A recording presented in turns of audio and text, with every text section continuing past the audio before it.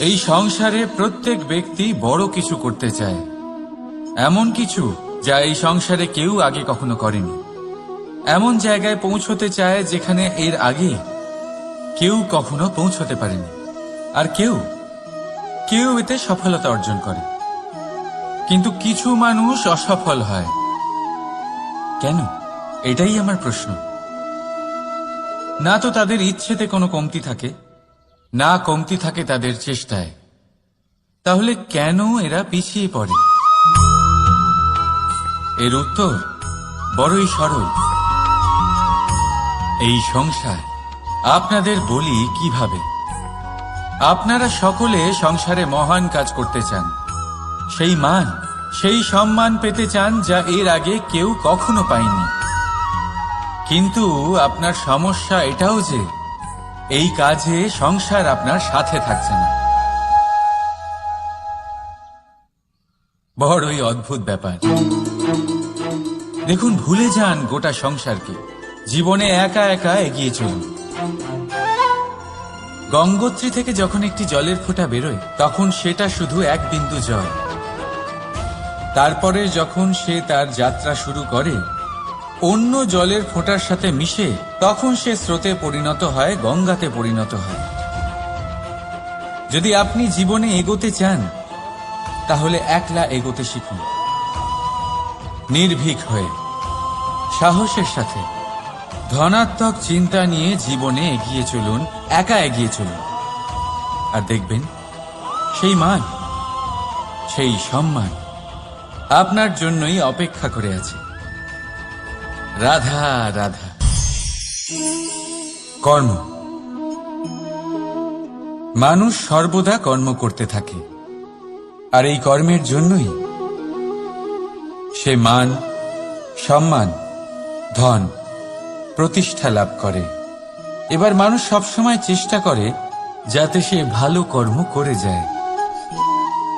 তাহলে আপনাকে বলি, শুধু ভালো কর্ম করাই আবশ্যক নয়, তার থেকে বেশি জরুরি হল এই খারাপ কর্মকে বোঝা আর তার থেকে দূরে থাকা। কারণ যখনই আপনি কোনো সঠিক কাজ করেন বা ভালো কাজ করেন, কেউ তা মনে রাখে না। কিন্তু এই সংসারে বিষয়টা হলো এরকম, আপনি একটা খারাপ কর্ম করুন আর সেটা সবার মনে থাকে। এই খারাপ কর্ম কাজলের এক কৌটোর মতো হয়। আপনি যতই চেষ্টা করুন বাঁচিয়ে ব্যবহার করার, কিন্তু এই কালিমা কোথাও না কোথাও অবশ্যই লেগে থাকে। সেই জন্য জীবনে ভালো কর্ম অবশ্যই করুন, কিন্তু তার থেকেও বেশি জরুরি হলো এই খারাপ কর্মের থেকে দূরত্ব বজায় রাখা। আর এটা অবশ্যই করবেন।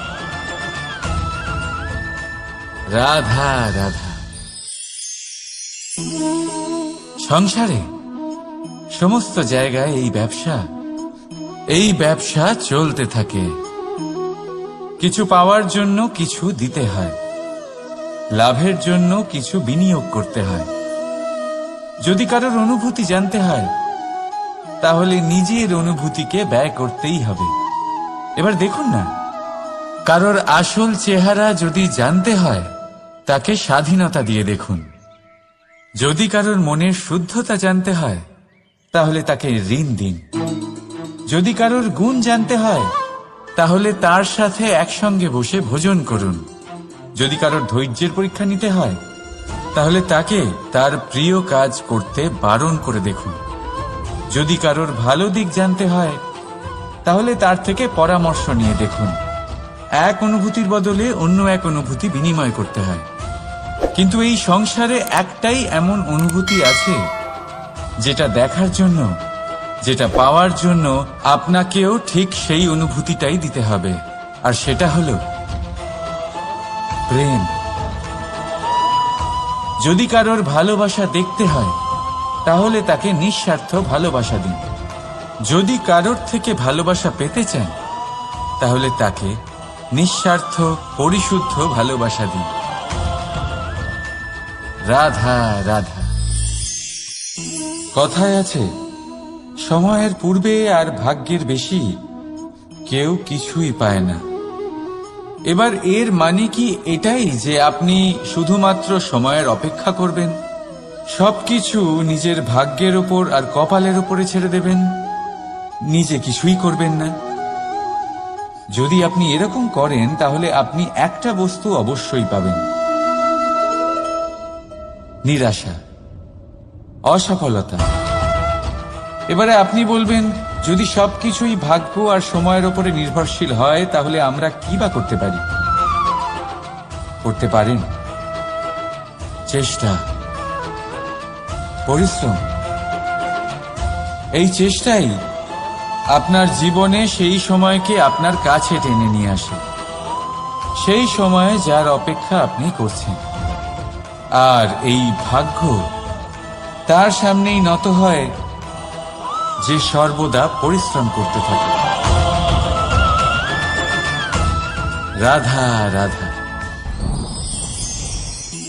এই পদ্মফুল দেখতে পাচ্ছেন? এর অভ্যেস হলো জলস্তরের ওপরে ভাসা। সেই জন্য জলাশয়ের জলস্তর যখন বৃদ্ধি পায়, এই যে ফুলের কাণ্ড দেখছেন সেটাও বাড়তে থাকে, যাতে এই ফুল জলস্তরের ওপরে থাকে। কিন্তু যখন সেই জলাশয়ের জলস্তর নামতে থাকে, সেই কাণ্ড নিজেকে ছোট করতে পারে না, আর এই ফুল নিজের ভারে নিজেই ভেঙে পড়ে। এবার এটা আমাদের সাথেও হয়। সময়ের সাথে আমরা জীবনে যত সাফল্য পাই, আমাদের জীবনের স্তর বাড়তে থাকে। আর যখন আমাদের সংস্থান কমতে থাকে, আমরা সেই জীবন স্তর ছাড়তে পারি না, আর শেষ পর্যন্ত সেই জীবন স্তরের কারণেই ভারাক্রান্ত হয়ে শেষ হয়ে যায়। সেই জন্য যদি কিছু রাখতে হয় তাহলে তা হলো দৃষ্টিভঙ্গি। সাধারণভাবে জীবন যাপন করতে শিখুন, সময়ের চক্রও আপনাকে মাত দিতে পারবে না। রাধা রাধা।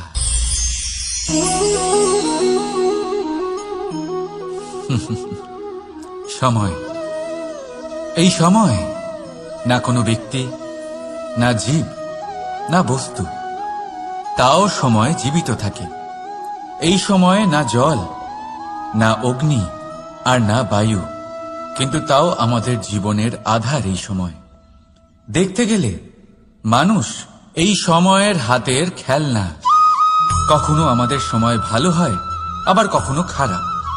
কেউ সময় আসার প্রতীক্ষা করে, আবার কেউ সময় যাওয়ার প্রতীক্ষা করে, কিন্তু এই সময় কারোর হাতে ধরা দেয় না। এই সময় যা কেউ দেখতে পায় না, এটা সবাইকে সবকিছু দেখিয়ে যায়। দেখিয়ে যায় যে আপন কে আর পর কে, আমাদের শুভাকাঙ্ক্ষীকে আর ক্ষতি কে চায়, আমাদের মিত্রকে আর আমাদের শত্রুকে। এই সময় আপনাকে দেখায় যে আপনি কতটা শক্তিশালী, সেই সময় আপনাকে দেখিয়ে যাবে আপনি কতটা দুর্বল। এই সময় সব কিছু দেখিয়ে যায়। তাই এই সময় যা এতটা শক্তিশালী, তা আমরা নষ্ট কেন করি? ভেবে দেখুন। এবারে উঠুন আর এই সময়ের সম্পূর্ণ ব্যবহার করুন, এই সময়ের সদ্ব্যবহার করুন, কারণ এই সময়কে ব্যবহার করাটাই আপনার হাতে রয়েছে, আর কিচ্ছু না। আর এই সময় একবার বয়ে গেলে তখন যাই করুন না কেন, কখনো ফেরত আসবে না। সময়ের সদ্ব্যবহার করুন আর সবার মধ্যে আনন্দ ছড়ান। আর আসুন আমার সাথে ভালোবেসে বলুন, রাধা রাধা।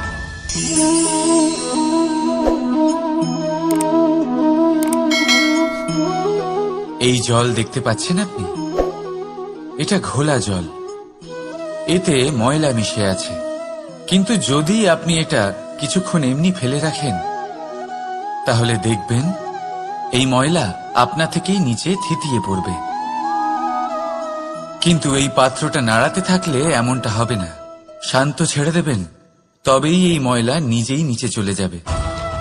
ঠিক সেইভাবেই যখন আমাদের জীবনে কোনো সমস্যা আসে, কোনো অশান্তির সৃষ্টি হয়, তখন উত্তেজিত হয়ে পড়লে, নিজের সংযম হারিয়ে ফেললে আমরা এর সমাধান পাব না। শান্ত থাকলে তখনই সমস্যার সমাধান পাব। তাই মনে রাখবেন, ধৈর্য আর সংযম দ্বারা শান্ত মনে বিচার করলে যত বড়ই সমস্যা হোক না কেন তার সমাধান আপনি অবশ্যই পাবেন।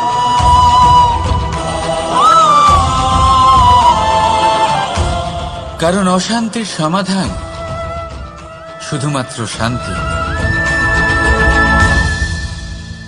রাধা রাধা। প্রজাপতি আকাশে উড়ে বেড়ায়, সে সুন্দর ফুলের রস আস্বাদন করে, উন্মুক্ত উড়ে বেড়ায়, কিন্তু তারও বিপদ কম কিছু নেই। যেমন হলো পতঙ্গ, জন্তু এই প্রজাপতিকে নিজের আহার করে নেয়। তাকে এদের থেকে সাবধানে থাকতে হয়। সত্য হলো এটাই যে এই প্রজাপতি ততদিনই সুরক্ষিত থাকে যতদিন এদের পাখনা বৃদ্ধি পায় না। যখন এরা এদের খোলসের মধ্যে থাকে, যখন না কারো দৃষ্টি এদের ওপর পড়ে আর না কোনো শত্রু এদের আঘাত করতে পারে, কিন্তু তখন তারা বন্ধ থাকে, অবিচল নিশ্চল থাকে।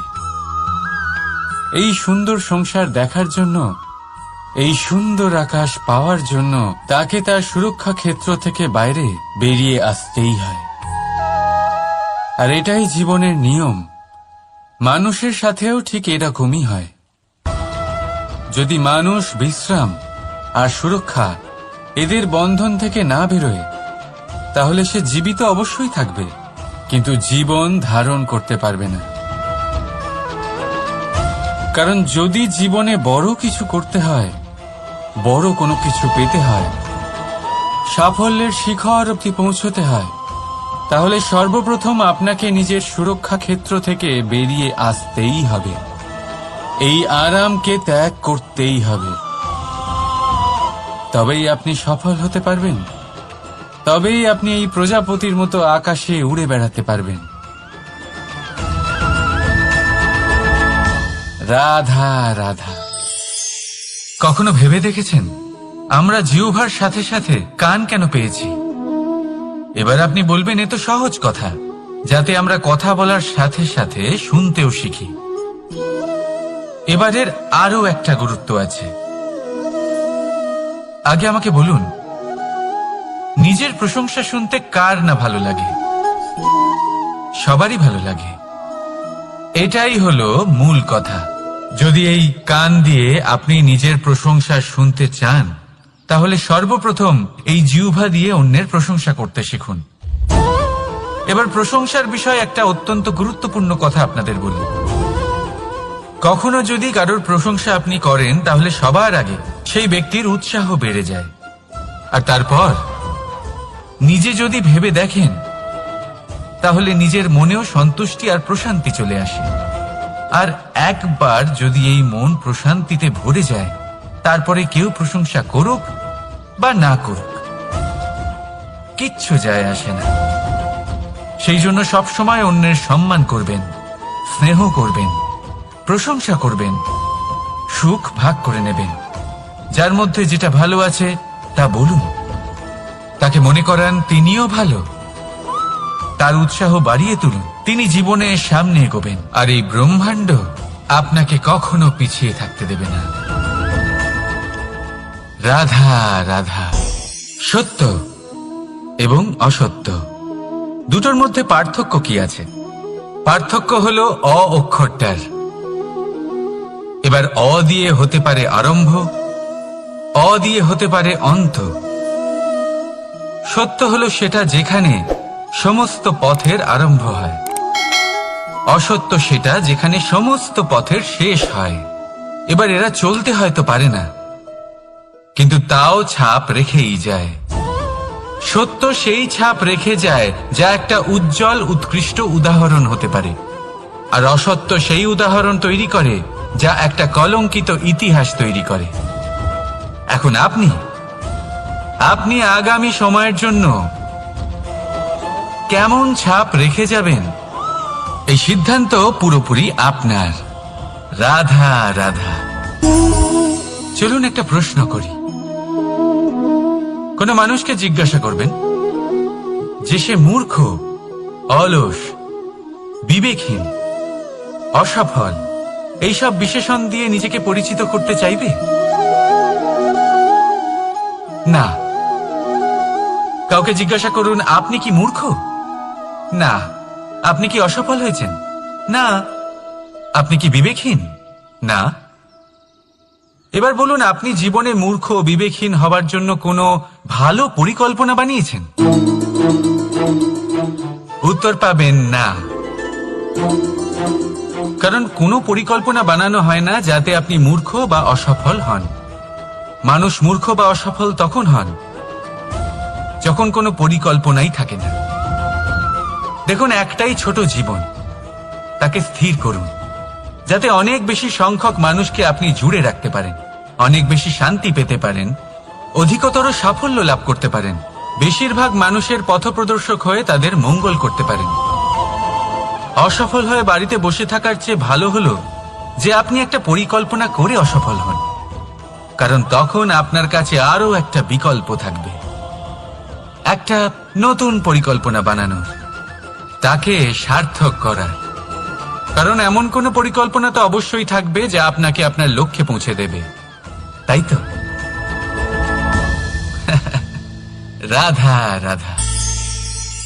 সূর্য কারোর জন্য হলেন শক্তিদাতা ঈশ্বর, আবার কোনো প্যাঁচার জন্য হলো চোখ বন্ধ করে দেওয়ার মতো তীব্র আলো। নদী কারোর জন্য হলো তৃষ্ণা মেটানোর স্রোত, আবার কারোর জন্য বন্যারূপী বিনাশকারী আশঙ্কা। সাগর কারোর জন্য হলো নোনা জলের ভান্ডার, আবার কারোর জন্য অগন্তি প্রাণী জগতের সম্ভার। প্রশ্ন হলো, প্রত্যেক ব্যক্তির জন্য প্রত্যেক অনুভূতি বা বস্তুর সারমর্ম আলাদা কেন হয়ে থাকে? যা কারোর জন্য হলো বিষ, তা অন্য কারোর জন্য অমৃত কেন? যা কারোর জন্য অমৃত, তা অন্যের জন্য বিষ কেন? উত্তর বড়ই সোজা। আমরা বস্তু বা অনুভূতিগুলিকে সেভাবে দেখি না যেরকম তা হয়ে থাকে। আমরা বস্তু বা অনুভূতিকে সেভাবে দেখি যেরকম আমরা হয়ে থাকি। এবার এর উপায় কি হতে পারে? নিজেকে পরিশুদ্ধ করুন, সব কিছুই শুদ্ধ হবে। রাধা রাধা। প্রেম, ঘৃণা, এই দুই হলো একই শব্দ। কিভাবে?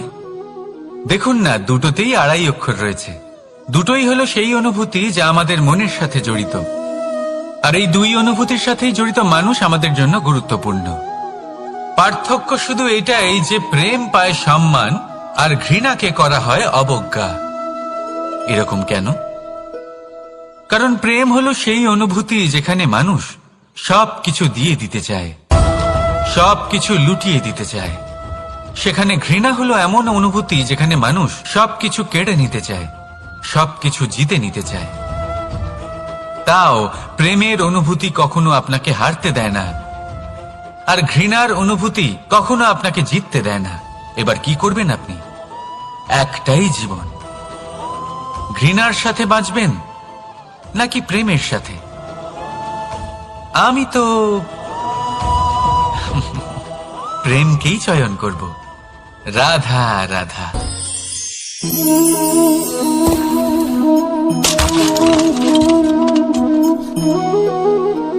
এ কি হলো? আমি আঘাত পেতেই এটা হাত থেকে পড়ে গেল কেন?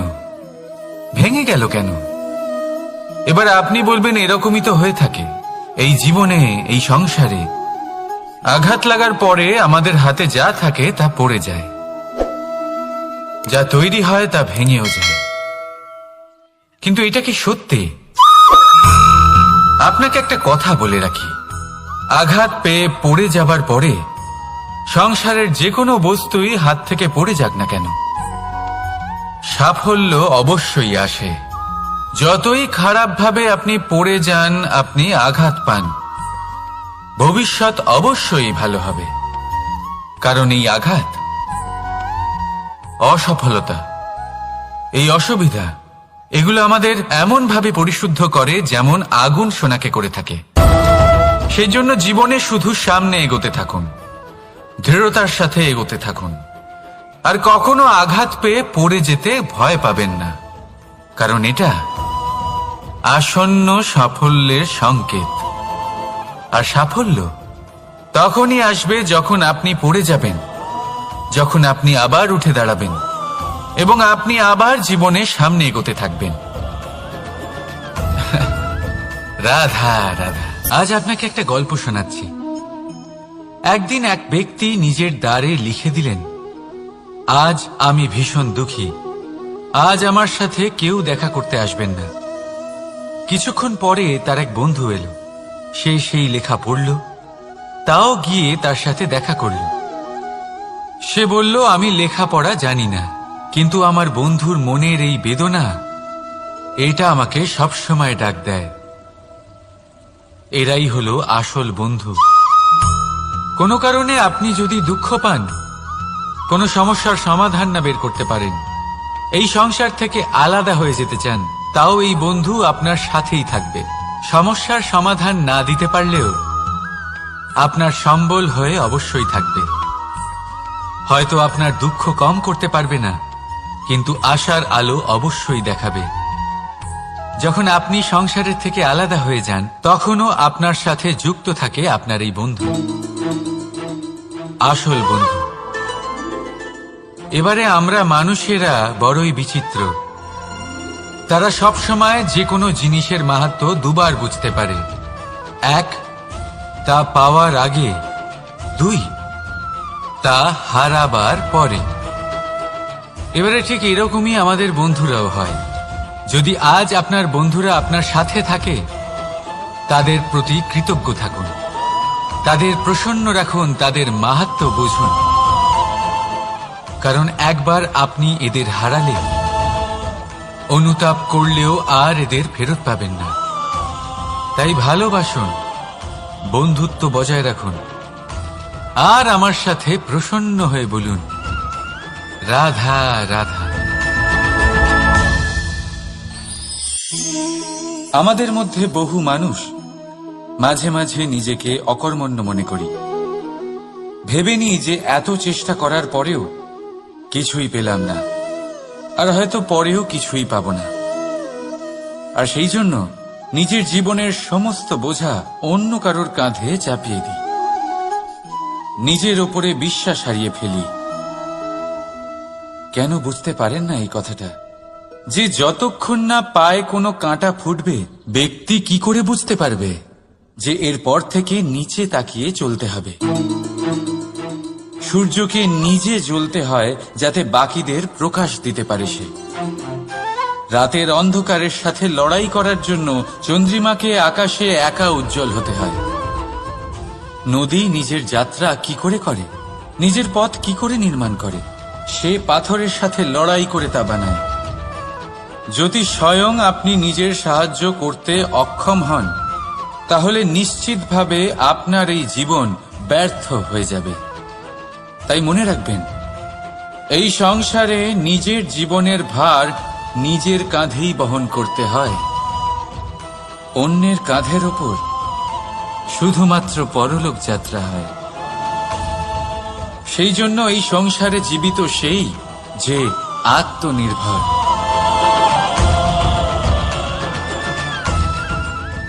রাধা রাধা। সময়, কথায় বলে সময়ের পূর্বে কিছুই হয় না।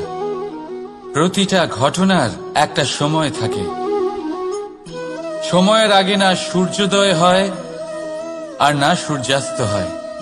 সময়ের পূর্বে গাছে না ফুল ফোটে না ফল ধরে।